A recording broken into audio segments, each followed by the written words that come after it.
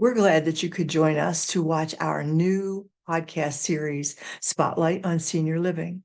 We worked really, really hard to put together an awesome list of guests, and we hope that you like them. Thanks for watching. Please share, like, and subscribe to our channel. Okay, let's go. Oh, good morning, Brandon. How are you today? I'm just fine. It's nice to see you, ladies. Nice to see you again. And I'm with Ronnie Fogelman, as you can see. And I'm really excited to have Brandon with us today, Ronnie. Brandon is the regional sales director for a company called Legend Senior Living. Prior to Brandon working there, he has worked at companies such as Marquee, Integra Care, and HCR Manor Care. And Brandon has been in this world for I'd say a long time. You started when you were 12, right? Right. And you have been in senior skilled nursing, assisted living, and dementia care. So before we get into the other questions that we have for you, Brandon, why don't you tell us a little bit about what you do now? Sure. I am, as you said, a regional sales director. So I manage a team of about 18 to 20 sales team members over a portfolio of 10 communities. We provide predominantly at all of the communities assisted living and memory care, and we have 3 communities that offer independent living as well. So we've kind of got the continuum, although certainly not a CCRC type model. Great. Good. Good. That sounds Yeah, it sounds wonderful. Just like what we always do, isn't it? Isn't it, Brandon? Not much different, yes. It's like Yeah. I always, whenever I tour buildings, I'm like, okay, when you've seen one building, you've seen them all. So, I'm sort of like, okay, let's go here, let's go there. You know exactly where to go. So, Yeah. I'm wondering if you can share with us kind of your journey. How did you get into long-term care or senior living, or did you always want to do this, or did you just kind of fall into it? Yeah, I always like telling this story, and I always like hearing others' responses to it because they're all so unique and interesting. I fell into it. I graduated Millersville with a marketing degree, and like all people in that field, I thought I'd be designing ads in New York City, and that didn't happen. So ended up with a job out of college that I didn't need a degree for, and just thought, well, this isn't for me. Applied to an ad in the newspaper and was a marketing coordinator at a senior living community with independent, assisted living, and memory care. I think, in my opinion, unlike a lot of peers, people my age, I think I grew up with a greater respect and affinity for the senior population. My parents divorced when I was pretty young, so I spent a lot of time with my grandparents and just, I don't know, I've always had a great respect for them. So I really enjoyed that aspect when I entered the industry. And I won't forget the first time the marketing director was on vacation and they said, Brandon, we need you to go to the hospital and do an assessment. And I'm like, what?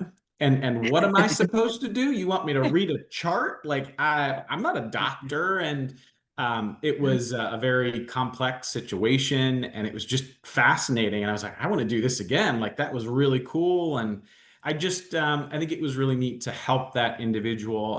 That particular resident was nearing the end of her life. And I think whatever we could do to make her comfortable was just most important. So that's kind of how I got into it. And it just grew from there. I got a marketing director role with HCR Manor Care. I went into skilled nursing for a little bit, came back to Manor Care as a regional director of sales. I spent 1 year as an executive director in operations, and that was enough. I prefer the sales side of things, but had I not had that experience, it would not have gotten me my next opportunity with the Pennsylvania Healthcare Association. And I think as I look at my career, each of my opportunities has really helped me to earn the next opportunity. And as a national director of sales, as a vice president of sales, and a regional director of sales, it's been a really interesting road, and I really enjoy learning as I go.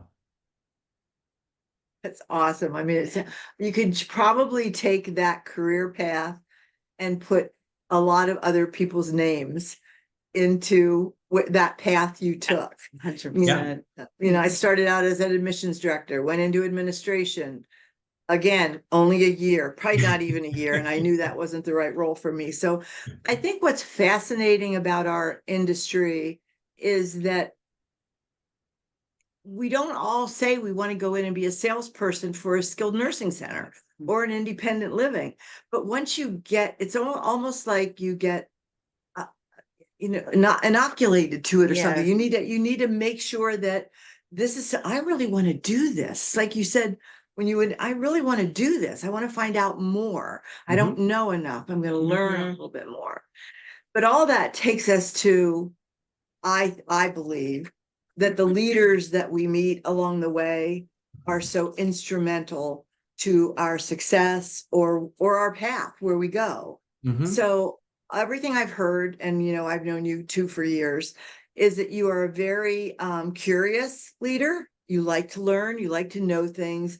You're very fair to the people that are part of your team, but you're also very supportive when they need to either make a change or come to you with issues or problems. So one of the things Jody and I always like to ask is, can you tell us what your leadership style's like? Describe it for us. Yeah, I think you just did. I think one of the things that I think is missing in the world today is just honesty and transparency, and we share some of the things, and so much of my job as a regional manager, but sales in general. I still talk to people, and it's like, I'm not a salesperson. I'm like, sales is helping people find a solution to a problem.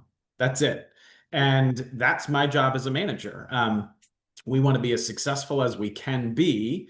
What are some of the problems in your way preventing you from doing that? And let's try to get to the solution then. But in order to do that, we need to have an honest, transparent conversation with each other.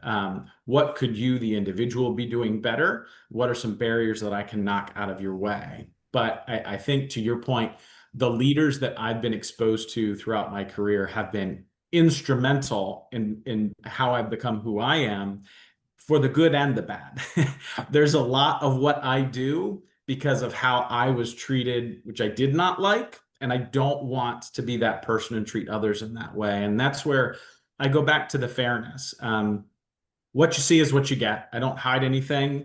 If I see something I think you could do better, I'm going to talk to you about it. I think I do that in a genuine way where people aren't backed into a corner, they're not insulted. And again, I think my style is, and I think when you demonstrate that honesty and transparency, you have a genuineness about you that people trust. And if they trust you, they'll follow you. Going back to your kind of comment question about leadership.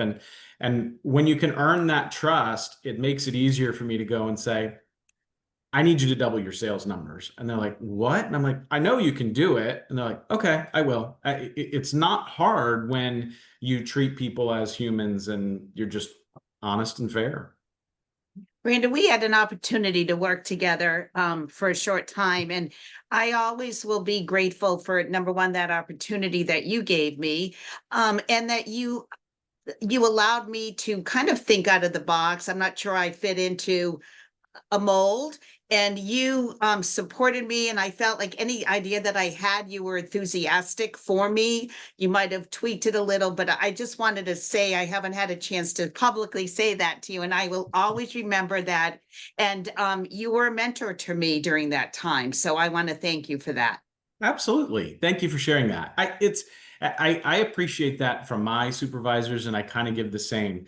If you're being successful, how you're getting there, I don't really care too much about, because it's achieving the end result. And I ask for that same kind of autonomy from my supervisor. Like, I want to be successful. You don't have to motivate me to want to succeed and hit my goals, but give me some flexibility on how to achieve it. If I'm not achieving my goals, and I do the same for my team, then we become a little bit more prescriptive and saying, this is typically where we see success. Let's try and go down this path because this one's not working.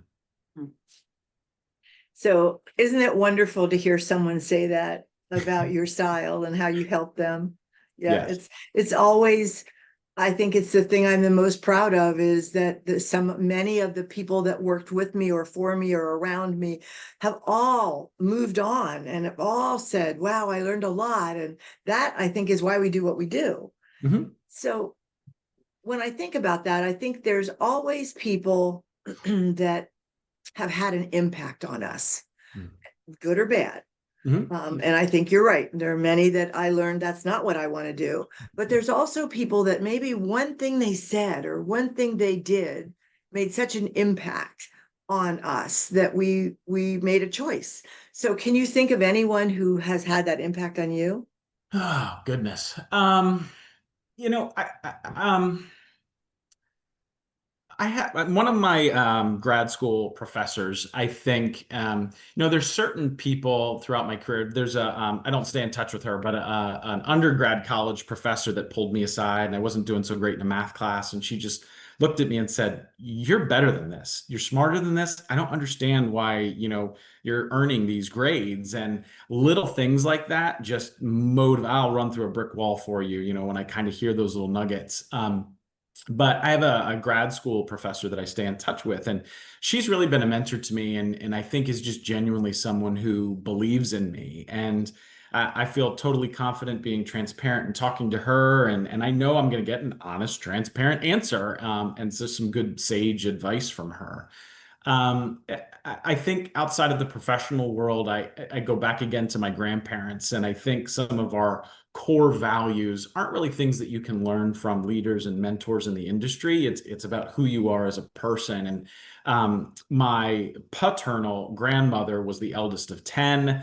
She didn't get hand-me-downs. She got whatever they could find, and then she handed them down. And she was like a mother figure to a lot of her siblings, but she was tough as nails. She was stubborn. She worked hard. She was humble. She just, kept her head down and did her thing.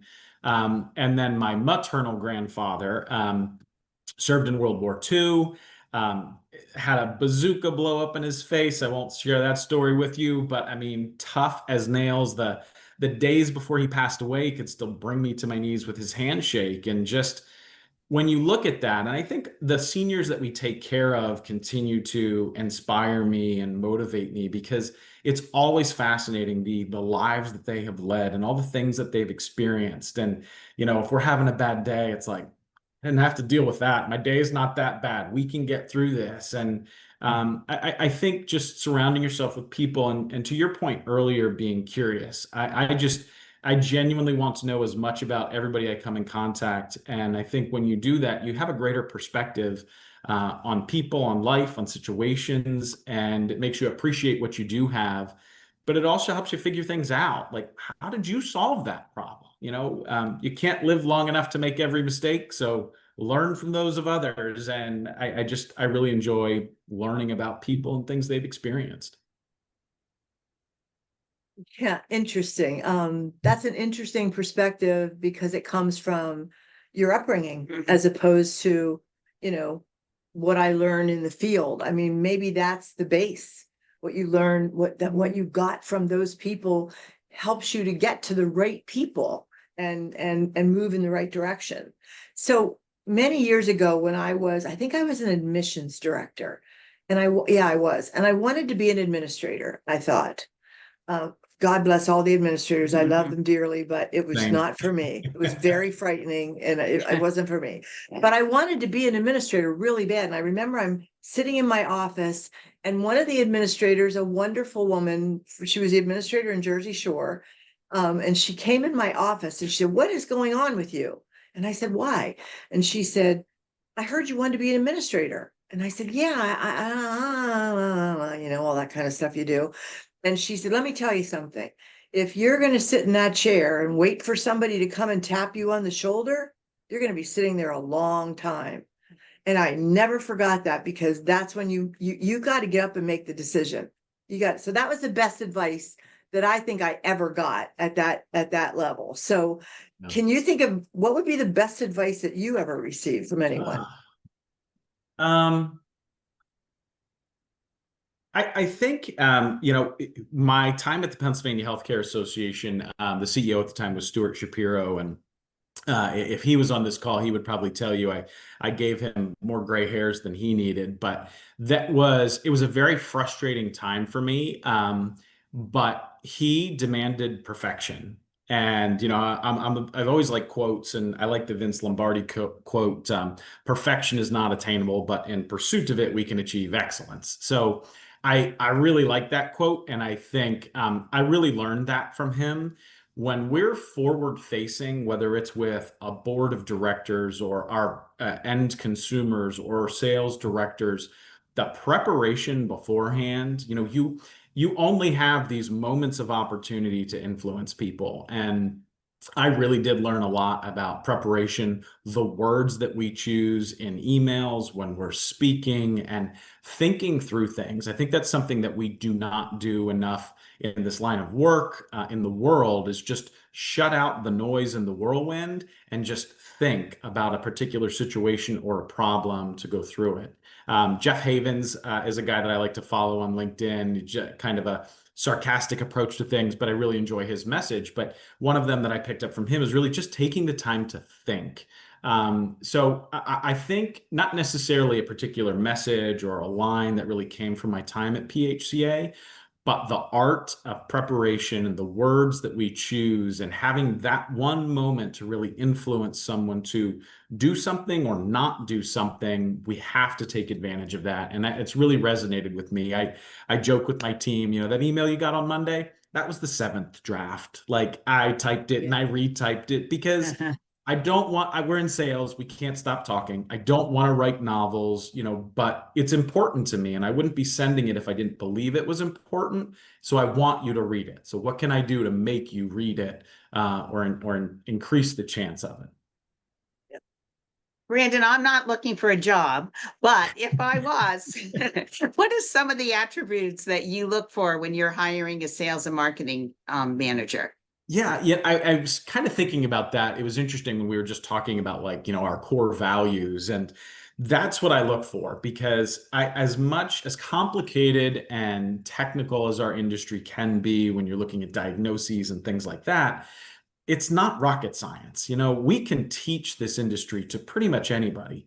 I cannot teach someone to want to be successful. I cannot teach someone to have ethics and integrity and do the right thing for a vulnerable population sometimes. So I think a lot of the questions that we try to ask during the interview process and the things that I'm looking for is that innate desire to get out there and achieve it.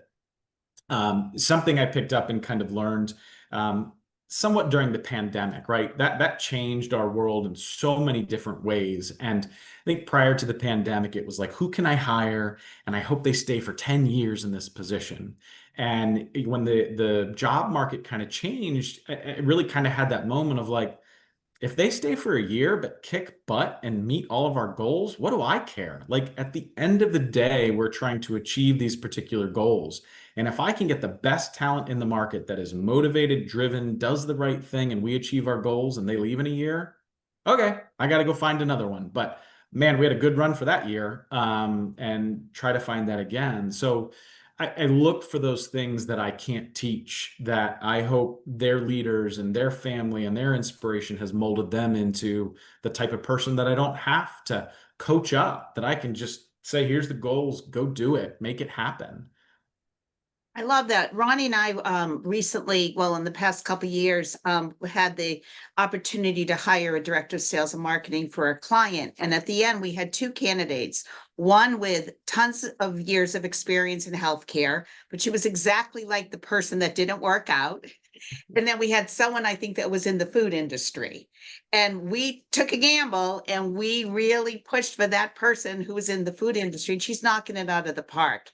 So it's so great to hear you say exactly what you did. Appreciate that. Yeah, it's because she had passion. Right. It's the one thing I said, I can teach you how to do a sales call, but I can't teach you to be passionate about it. Nope. So when I'm doing the interviews, it's like, I'm looking for what we found in that young lady, Yes. which is the passion to want to do this. Exactly. And you're right. She's killing it. She's now, killing so, it.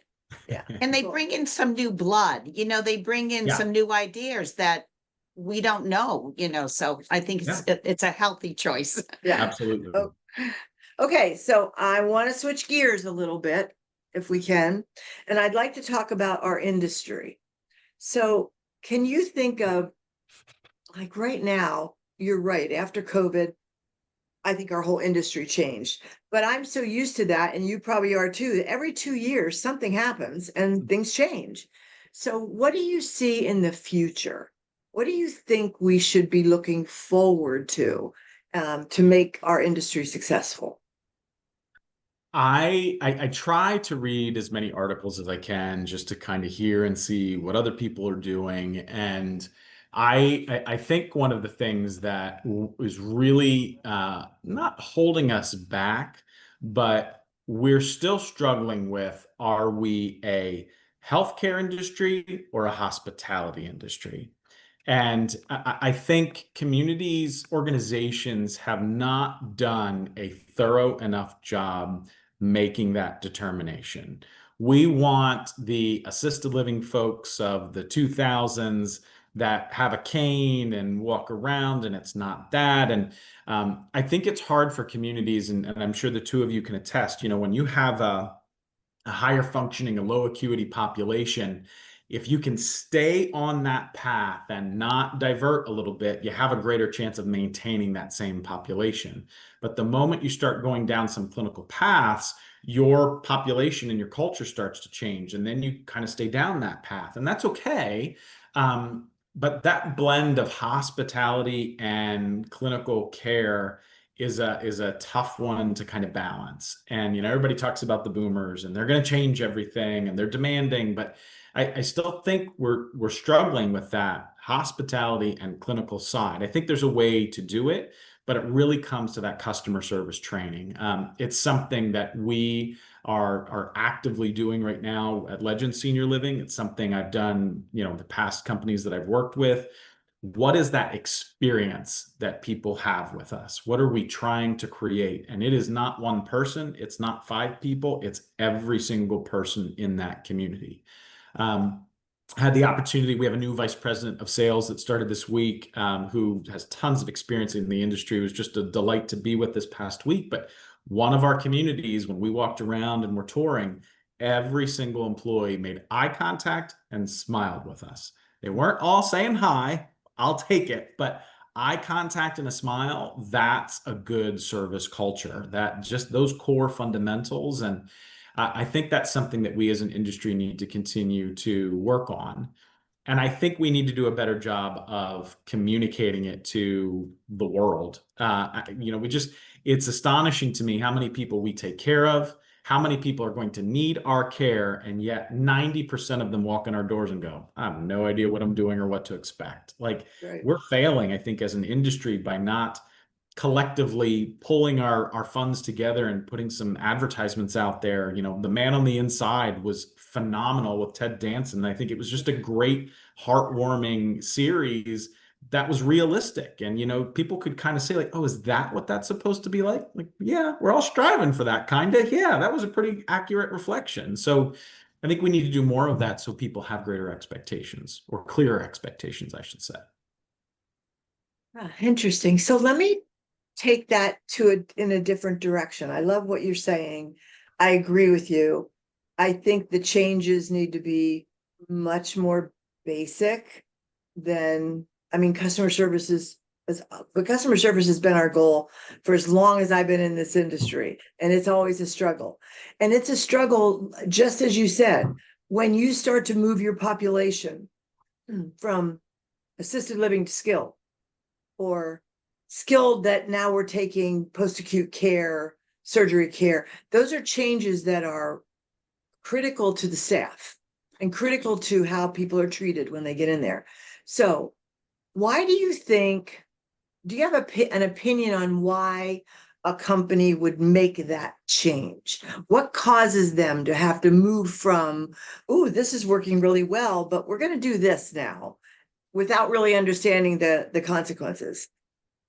Occupancy, revenue. Yeah.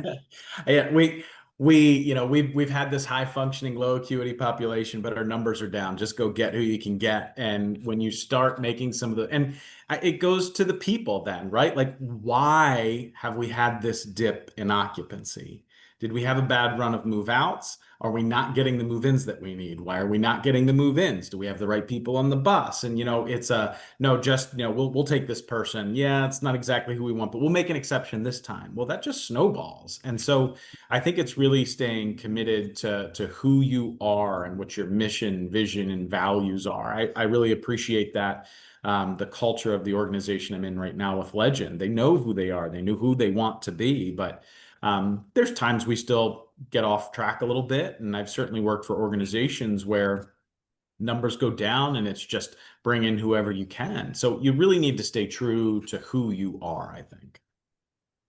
And what is your role, or any regional or divisional person's role in making sure that happens, that we think about that before we make those moves? I think my role is, and I would expect the same from everyone in the organization, but it's being vocal. Some of my frustrations in the past with organizations is I did not feel that I had a voice. And that's frustrating as an individual. I don't think that that's healthy for an organization. I think any healthy organization needs to allow everyone to have a voice. They don't all get to make a decision. I get that. I'm a regional director of sales. I'm not the CEO. I don't own the company. I respect that. I just want to feel heard. And I think as you go up in the leadership levels, it's important to make sure you're hearing all opinions, voices, options so that you can make the right decision. So I think my role is being vocal and speaking up and just making sure that I'm making sure people are aware of potential opportunities or challenges. I just had that opportunity. We did a sales training, a couple days sales training for a company. And I kept hearing from the attendees about all their frustrations, whatever they might be. They're all the same as they were when I was an admissions director way back when. The DON doesn't like me. The administrator doesn't listen to me. I can't, they're all there. I can't get out of the building. They're exactly the same. And when I say to them, well, what did you do about it? What did you tell? Well, I can't tell him. No, this is where you get up on top of the table and you start shouting and yelling, use your voice. So, and then I think our role, or the regional role, even that voice gets louder and more often, because if you don't do it, it'll fall back to the clinical side, because that's as a safety net for us. We have to be able to provide excellent clinical care.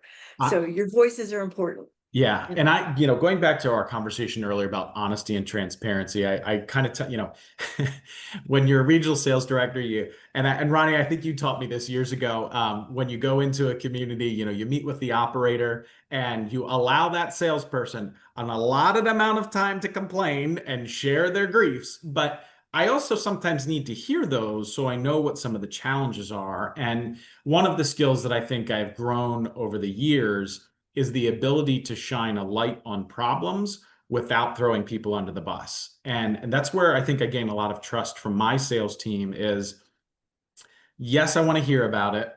Stop whining about it, but allow me the opportunity to ask the right questions and bring up topics in the right settings. You have to be patient sometimes, because I could just bring it up tomorrow, but more than likely you're going to know where it came from. Or if you give me a little bit of time, we can do that. So I think sometimes it's being vocal and sometimes it's being the spotlight and asking the right questions so that the issue then is audible and we're able to figure out how to deal with it. One of the things that Ronnie always says in a sales training is you never get fired for making a mistake. You get fired for doing nothing. Right. Yeah. Most of the time. Yeah. I mean, and I think that's so true. I know I've had the Ronnie Fogelman School of Hard Knocks training. I had to laugh when you said about your first position or when you had to do an assessment. My first opportunity with Ronnie, now I had no healthcare experience, was I was a liaison in downtown Philly.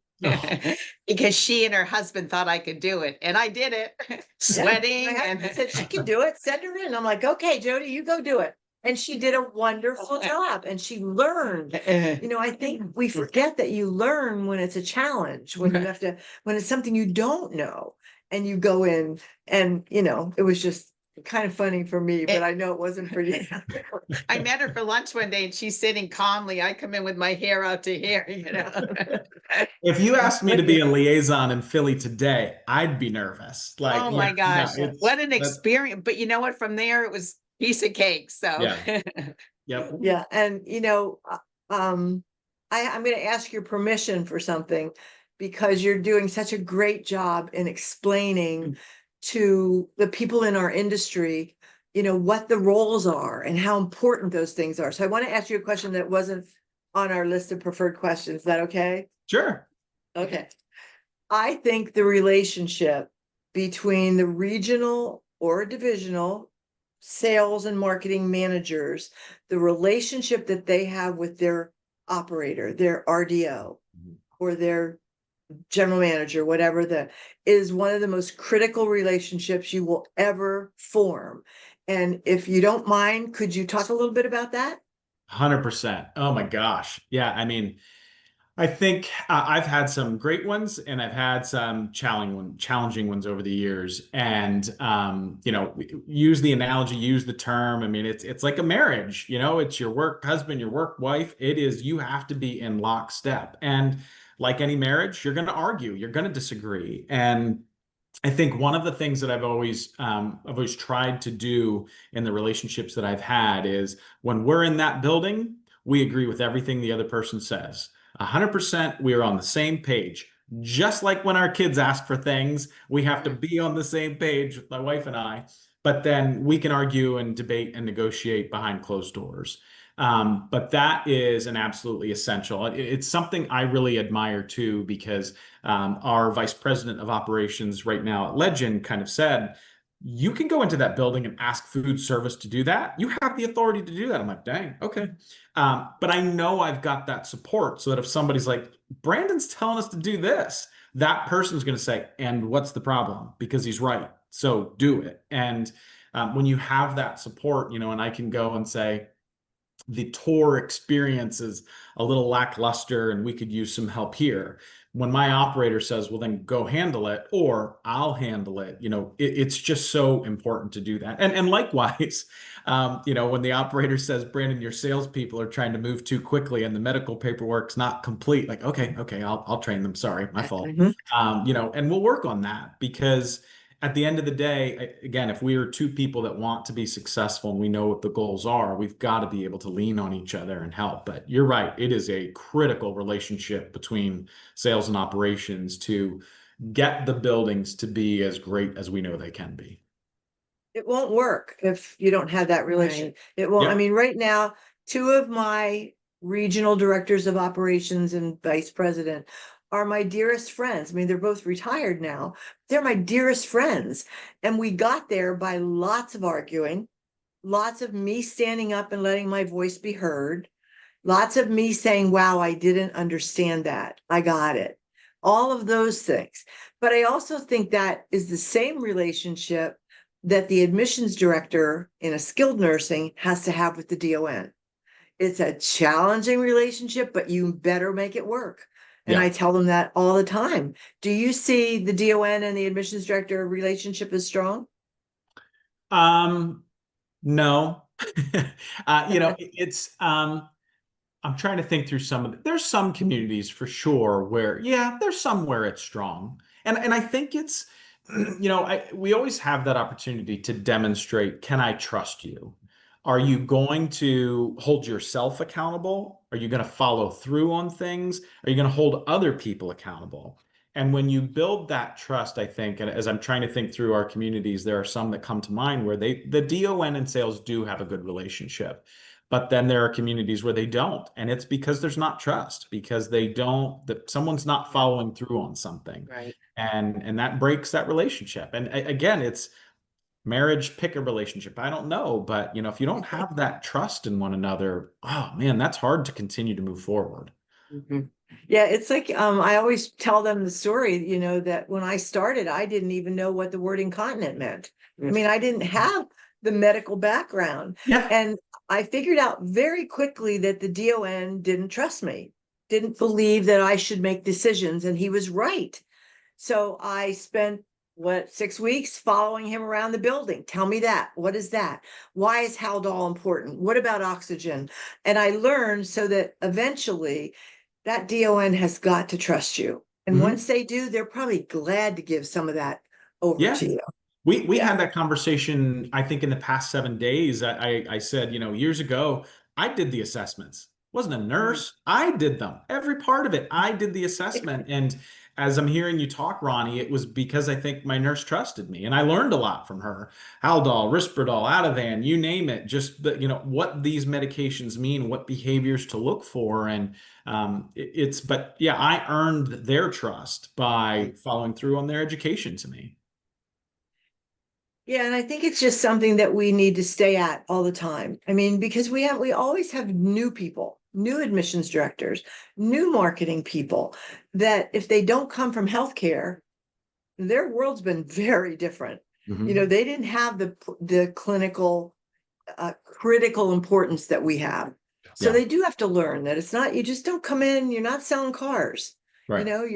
It's a very Yeah. different world here. So People's lives depend on it. Yeah. yes, Mm, yes, they do. absolutely. So I have one more question. Do you have a question you want to No. ask? Go ahead. You want me to ask my All question? right. first? Okay. So I want to talk about our industry again and looking forward.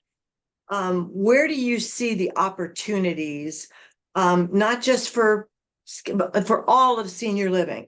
If you could paint a picture of the perfect senior living world, what would it look like? Wow.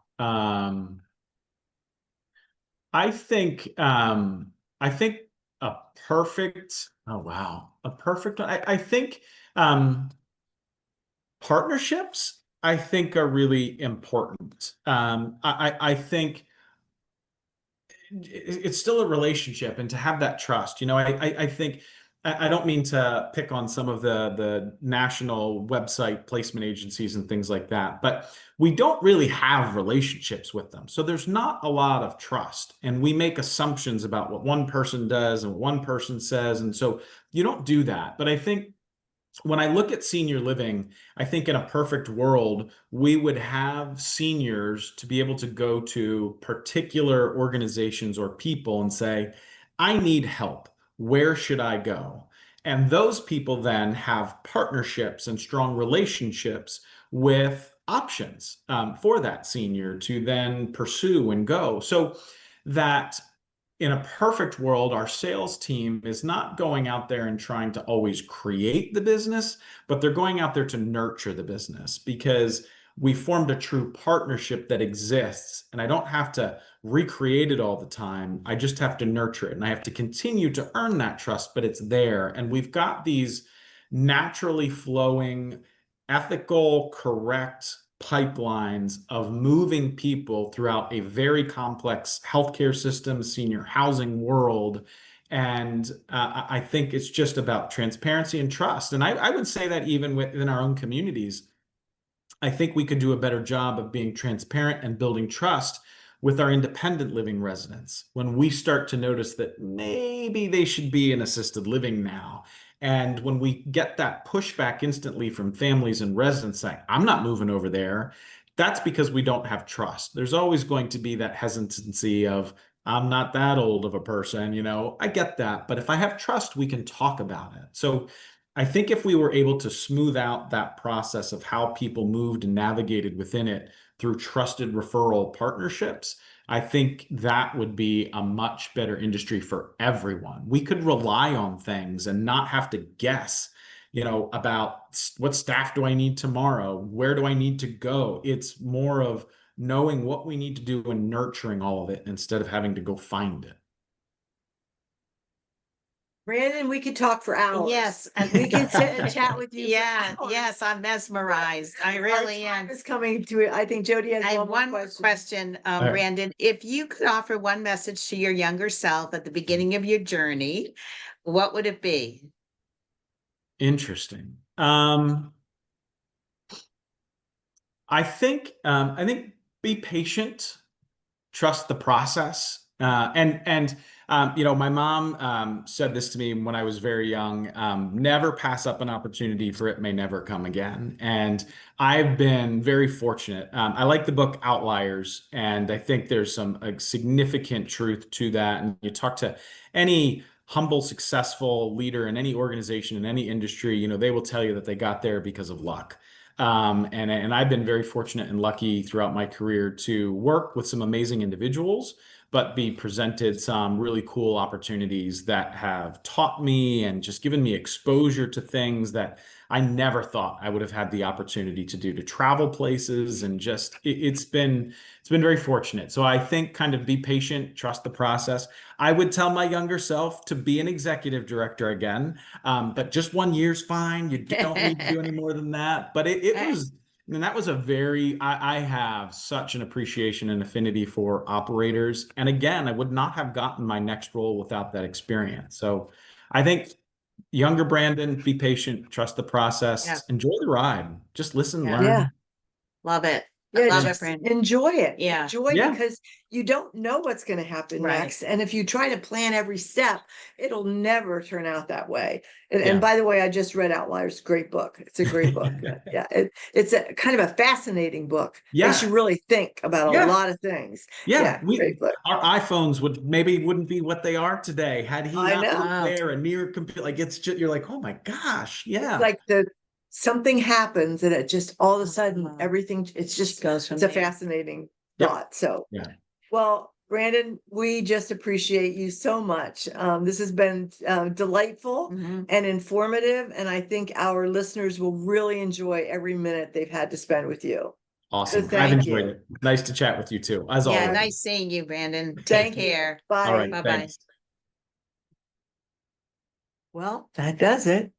We hope that you liked it. If you did, please share it with everyone, put it on your Facebook page, subscribe to our newsletter, and we'll see you soon. Thanks for watching.